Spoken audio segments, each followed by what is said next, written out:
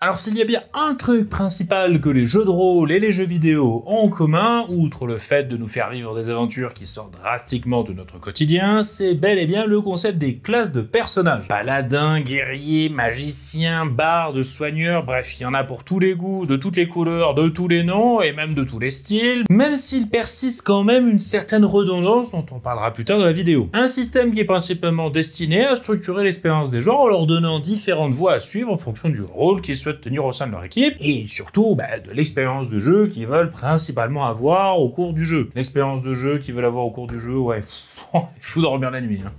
L'idée du concept reste quand même assez louable, même si bon, il n'est pas exempté de quelques petits biais dont on va bien évidemment parler dans cette vidéo. Hop, j'interromps cette vidéo l'espace de quelques dizaines de secondes pour vous parler de mon projet actuellement en financement participatif sur la plateforme Game on Tabletop, RPG Storymaker Horror et Occultisme, qui est un deck de cartes qui vous permettra de piocher divers éléments constitutifs d'un scénario d'horreur bien terrifiant à souhait. Le but avec ces divers éléments, c'est de vous aider à conjurer le syndrome de la page blanche et puis de laisser votre imagination prendre le relais. Ça ne fait pas tout à votre place, rassurez-vous les créateurs en herbe. Il faut savoir que ce projet, il est dans la droite lignée de RPG Storymaker premier du nom que vous pouvez retrouver sur ma boutique en ligne, en même temps que RPG Battlemaker, un autre deck pour apporter de l'aléatoire dans vos batailles, ainsi que mon livre et d'autres goodies à tout va. Je vous laisse aller voir ça, tous les liens sont dans la description, et sans plus attendre, vite, reprenons vite fait le cours de la vidéo. Sans plus attendre donc, c'est parti pour voir le petit revers de la médaille de ce fameux concept de classe de personnages, histoire de voir si l'on peut être en mesure de s'amuser malgré tout cet achalandage de règles, dans lequel, malheureusement, il peut être parfois assez facile de s'égarer.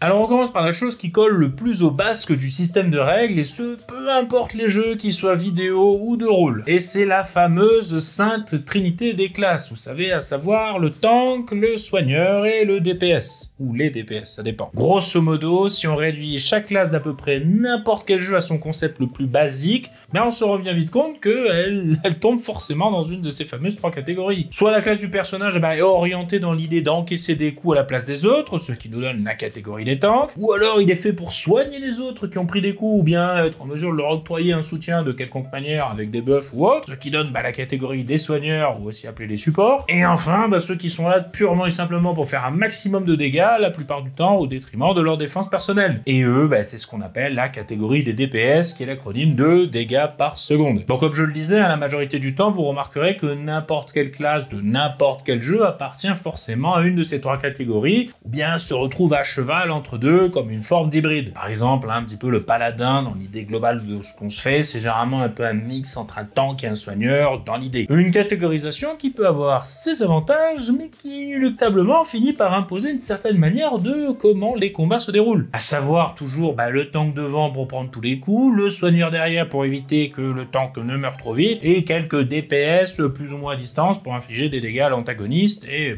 faire que ses PV tombent à zéro. Et ce genre de dynamique du combat est bien souvent appuyé par les concepteurs du jeu qui incluent des capacités spécifiques à chaque classe qui vont justement pousser le combat dans ce sens. Avec par exemple, vous savez, la fameuse idée que le tank puisse taunt le boss, c'est-à-dire attirer son attention pour qu'il concentre ses attaques uniquement sur sa personne. Et le souci, c'est que ça peut vite devenir un petit peu redondant à la longue, avec le tank qui mange tout dans la poire, le soigneur qui soigne le tank et les DPS qui attaquent le boss qui attaque le tank et se rebelote. Et ça, pareil conception du combat, ça contribue à l'apparition du fameux syndrome que j'appelle des PJ poteaux, où des personnages vont se retrouver à rester immobiles sur le champ de bataille tout du long du combat car ils ne seront pas assez mis en danger ou à contribution dans l'action. Oui, parce que forcément, si le tank prend toute l'attention du boss grâce au fait qu'il soit devant et qu'il a les capacités pour l'y aider, ceux qui sont en arrière n'auront pas forcément besoin de bouger, voire carrément pas d'utilité, et seront juste là pour servir de distributeurs de points de vie sur pattes ou enleveurs de points de vie dans le cas des DPS. Bon, pour pallier à ce menu problème, il vous faut tout simplement changer la manière dont vous concevez les combats.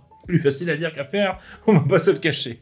Partez plutôt dans l'idée que le boss va être une menace pour tous les personnages impliqués dans le combat, avec par exemple des attaques de zone, ou bien le fait qu'il ne va pas attaquer uniquement celui qui est désigné comme le tank. Histoire de donner un exemple, hein, comme ça à la volée, admettons que le groupe se batte contre un dragon. Bon, le truc classique. Bon, eh bien le tank pourra certes être au corps à corps de celui-ci, tandis que le soigneur et les DPS sont en retrait, mais plutôt que partir dans l'idée que le boss va uniquement concentrer ses attaques sur le tank, faites en sorte qu'il donne, je sais pas moi, des coups de queue en direction des cibles éloignées, ou bien qu'il crache un cône de flamme vers eux, ce qui pourra donner une opportunité au tank de grimper sur celui-ci pour le gêner ou autre, ou bien essayer de protéger ses alliés en essayant de faire dévier l'attaque du boss sur ceux-ci plutôt que de simplement faire office de punching ball ambulant. Bref, je vous dis tout ça pour vous donner des pistes pour contrer ce petit effet pervers, entre gros guillemets, que peut induire ce fameux système de classe triangulaire en réduisant le combat à une simple mécanique un petit peu fortement redondante. Alors attention, hein, je ne dis pas que c'est obligatoirement ce qui se passe à chaque fois avec ce pareil système, mais plutôt que c'est une tendance qui peut aisément se produire quand on joue avec justement un système de ce style. Et qu'une bonne manière de s'extirper de cet aspect un petit peu négatif, c'est justement de concevoir le combat d'une autre manière et faire appel aux compétences des personnages différemment. Sans pour autant tout casser, bien sûr, on n'est pas là pour ça, hein. Je vous dis pas de virer le système de classe de vos règles. Bon, je sais très bien que je n'en dis peut-être pas assez sur ce coup-là, mais je vous encourage à aller voir cette vidéo où je développe un peu plus sur ce propos. Autopromotion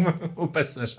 Voilà donc un petit effet pervers du système de classe qui peut être patché par votre meujetage. Mais ce n'est pas tout, vous vous doutez bien, on n'est qu'au début de la vidéo, et attaquons maintenant le deuxième point. Bon, maintenant qu'on a un peu parlé du côté technique et du game design, parlons maintenant de l'autre aspect phare du jeu de rôle, le roleplay. Et plus précisément de comment il interagit avec la prise de niveau d'une classe. Car oui, qui dit classe dit forcément prise de niveau, on y échappe rarement. Et le souci avec ce concept, c'est que c'est pas forcément toujours très fluide, voire même très raccord avec le roleplay. Parce que le plus souvent, la prise de niveau se fait à la suite d'un certain montant d'expérience engrangé. Ce qui veut dire que si on regarde ça d'un point de vue chronologique, on a une évolution du personnage par à-coup, du point de vue de ses capacités. Ce qui fait que pendant un moment plus ou moins long, il ne se passe rien. Puis d'un coup, paf, le personnage apprend un nouveau sort, une nouvelle spécialisation, ou encore gagne un point de caractéristique comme ça soudainement. Genre le gars, tu sais pas pourquoi, mais d'un coup, pouf, plus en constitution, il a les muscles qui gonflent comme ça là.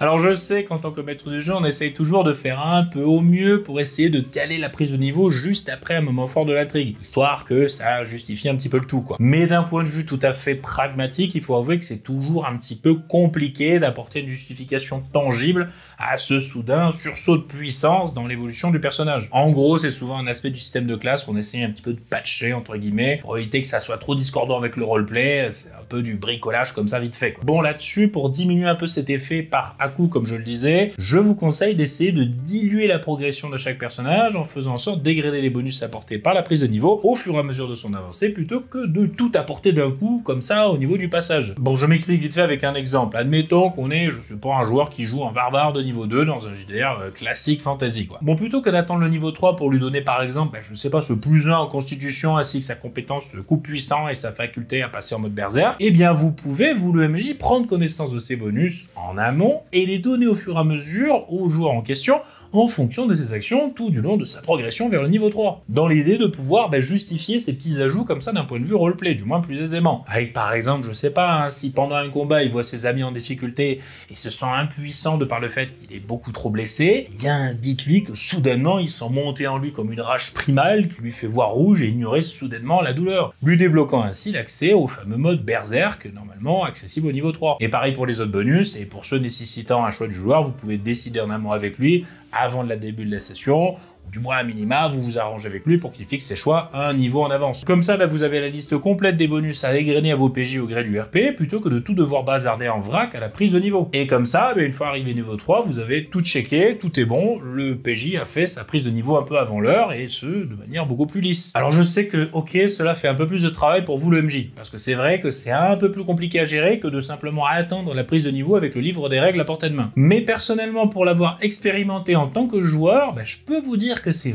vachement plus sympa car c'est beaucoup plus fluide narrativement. Et surtout, ça donne un sens de l'accomplissement lissé sur la durée plutôt que ponctuel. En gros, on a vraiment l'impression que notre personnage est en constante évolution et pas en route vers un niveau. Je sais pas si vous voyez ce que je veux dire. Et en plus de ça, je trouve que ça motive un petit peu plus les joueurs à tenter des choses plutôt que d'attendre bêtement d'engranger assez de points d'XP pour passer au niveau suivant. Enfin bref, attention, ça reste une proposition parmi tant d'autres, et bon, au fond, c'est pas non plus un souci fondamentalement très grave, ce souci que je viens d'évoquer, c'est juste que ça sort un peu du RP de temps en temps, c'est pas la mer à boire non plus, n'allez pas croire que tout est à jeter dans le système de classe pour autant, je suis pas en train de cracher mon fiel dessus. C'est juste que, sachez qu'il est toujours possible de le fignoler à votre guise pour le rendre plus ou moins immersif. Et d'ailleurs, c'est bien justement cette flexibilité qui est un grand atout du jeu de rôle après tout, donc autant l'exploiter à tout va. Et enfin, pour continuer un tout petit peu sur la lancée du roleplay, on va aborder le dernier point de cette vidéo, qui est ce que le système de classe force en quelque sorte les designs des personnages dans des archétypes parfois assez cloisonnés, ce qui favorise inéluctablement l'apparition de stéréotypes. Bon, avouez, c'est vrai quoi, on se retrouve assez souvent avec des bardes dragueurs qui usent de leur charisme pour faire diversion, des barbares qui sont obligatoirement des tas de muscles sans cervelle voués à s'arranger pour basculer dans une violence des plus bourrines, des magiciens hautains avec une longue barbe grise, des druides amoureux de la nature qui parlent aux plantes et aux écureuils, des voleurs kleptomanes, des paladins en armure brillante de protecteurs de la veuve et de l'orphelin, etc., etc. Je veux pas tous vous les faire, on a tous le cliché de chaque classe plus ou moins en tête. Et à dire vrai, c'était pas forcément la faute des joueurs sur ce coup-là, car bon, il faut avouer que généralement le système de classe appuie volontairement sur certains traits assez extrapolés pour bien mettre en avant leurs différences afin de les distinguer clairement. Seulement, comme je le disais, ça force un peu le personnage dans un cadre particulier, car vous devez obligatoirement intégrer les concepts clés de ladite classe dans le background de votre personnage et dans sa manière de l'interpréter. Et du coup, forcément, ça réduit plus ou moins fortement les champs du possible. Du moins, ça oblige à suivre une certaine voie. Bon, fort heureusement, il y a des jeux qui ont réussi à pallier un petit peu à cette rigidité en proposant des classes hybrides ou du multiclassage, comme Donjons et Dragons. Oui, je dis du bien de Donjons et Dragons, voilà. Détendez-vous, tout va bien. Ce qui permet un petit peu plus de flexibilité pour essayer de coller au mieux entre ce que l'on souhaite en matière de game design pour son personnage et son gameplay à proprement parler. Mais bon, d'un autre côté, c'est vrai que c'est toujours un peu difficile de se détacher du stéréotype d'une classe quand le jeu vous force un petit peu comme ça profondément dans ce dernier. Je veux dire par là que oui, vous pourrez jouer un barbare avec du charisme et de l'intelligence en attributs principaux pour interpréter une sorte de stratège leader de guerre. Mais ça sera bien souvent un petit peu sous-optimal comparé au fait que si vous le jouez, comme le jeu veut que vous le jouiez. Et ça, on peut pas y faire grand chose, car bien évidemment que les concepteurs du jeu n'ont pas pu prévoir tous les dérivés possibles et imaginables que les joueurs ont eu envie de faire avec leur personnage et de concevoir un gameplay parfaitement adapté en fonction, parce que sinon les propos seraient illimités comme possibilité. Par contre, de notre côté en tant que joueur, on peut voir comment on peut faire pour accepter l'archétype imposé, entre guillemets, par la classe et faire en sorte d'éviter de tomber dans le stéréotype en changeant quelques trucs par-ci par-là. Bon, si je devais prendre une métaphore pour faire le distinguo entre stéréotype et archétype, dites-vous que l'archétype c'est le croquis d'un personnage, sur lequel, comme ça on peut y venir appliquer divers petits changements comme des nuances, de la personnalité, des particularités, en bref, des aspects qui viennent vraiment compléter le squelette de base en l'enrichissant pour former un personnage complet. Et un stéréotype, c'est quand on prend justement ce fameux croquis, qu'on ajoute rien d'autre, ou alors qu'on y applique 2-3 variations vues et revues, et qu'on dit que pouf, ça y est, on a un personnage complet. Donc oui, en gros, vous l'aurez compris, un stéréotype, c'est un archétype sur lequel on n'a rien ajouté de nouveau ou d'intéressant en termes de profondeur. En gros, c'est une ébauche de chara-design que l'on dresse à tort comme un produit fini. Et ce sujet, celui de prendre le stéréotype d'une classe et voir comment on peut faire pour l'améliorer avec quelques conseils éparpillés, on en parlera dans une nouvelle série de vidéos, dont celle-ci se pisse un petit peu d'entrée en matière. Dans cette série, on prendra chacune des classes de D&D, parce qu'il fallait bien choisir un JDR, et que je trouve qu'elles sont assez emblématiques de celles que l'on peut retrouver dans pas mal de jeux de rôle. Je précise qu'on va simplement parler des classes principales, on va pas commencer à parler des multiclassages et tout, sinon jamais on va s'en sortir. Donc une classe, une vidéo dans laquelle on dressera d'abord son stéréotype, puis on abordera quelques conseils pour lui apporter un peu plus de saveur, histoire d'éviter comme ça de tomber dans le déjà-vu. Cette série fait écho à celle que j'avais faite l'an passé sur les alignements et sera un peu dans le même ordre d'idées, à savoir très centré sur la création de personnages et le roleplay. Et aussi le fait de jouer en groupe, ne l'oublions jamais. Si jamais vous souhaitez avoir une approche un peu plus centrée sur les règles, je vous conseille l'excellente série du même style, D2Game jeu de rôle, avec aussi une classe par vidéo. Vous retrouverez le lien vers sa chaîne dans la description. Le but avec ma série, c'est de faire une sorte un petit peu de travail complémentaire au sien, histoire que vous ayez toutes les clés en main pour vous amuser avec vos amis. Bon, à dire vrai, comme vous avez pu le voir dans cette vidéo, il n'y a pas vraiment de grands problèmes terribles comme ça avec le système de classe dans les jeux de rôle, ou du moins des problèmes qui se trouvent être trop restrictifs du point de vue du jeu en lui-même, et du roleplay qui en découle. Même si oui, en effet, ce système garde quand même des petits biais intrinsèques, il faut avouer que les classes sont principalement là pour structurer l'expérience de jeu des joueurs et leur donner une idée un peu plus concrète sur laquelle se reposer pour faire évoluer leur personnage. Et ce, sans trop avoir à réfléchir ou à se prendre la tête. Et cette structuration, c'est pas forcément un mal en soi, hein, parce que bien souvent, quand on donne trop de liberté aux joueurs, ils se retrouvent complètement débordés par l'étendue du possible et éprouvent des difficultés à y voir clair dans tout ce bazar que vous leur offrez. Ah bon, après, il existe des joueurs pour qui pareille liberté façon système bac à sable n'est pas un problème. Et je pense pas que ce soit la majorité des rôlistes. Bon, si je devais apporter une conclusion tempérée, je dirais que le système de classe reste un bon concept dans son essence. Et que ce qui déterminera la fluidité avec laquelle il s'intégrera à votre histoire, dépendra en grande partie de votre mieuxjetage ou du moins de ce que vous en faites vous en tant que MJ. Ce qu'il faut bien comprendre, c'est qu'il faut plus voir le système de classe comme un outil destiné à vous aider, vous le maître du jeu, à façonner votre histoire. À vous de voir ensuite comment vous souhaitez l'utiliser au mieux pour que tout ça fonctionne bien. Et plus ou moins vous en détacher si besoin est. Car après tout, gardez à l'esprit que ce n'est pas l'outil qui définit l'œuvre finale, mais bien le créateur en lui-même. Même si ça ne vous dispense pas tout de même de choisir des outils pas trop claqués au sol au passage. Voilà.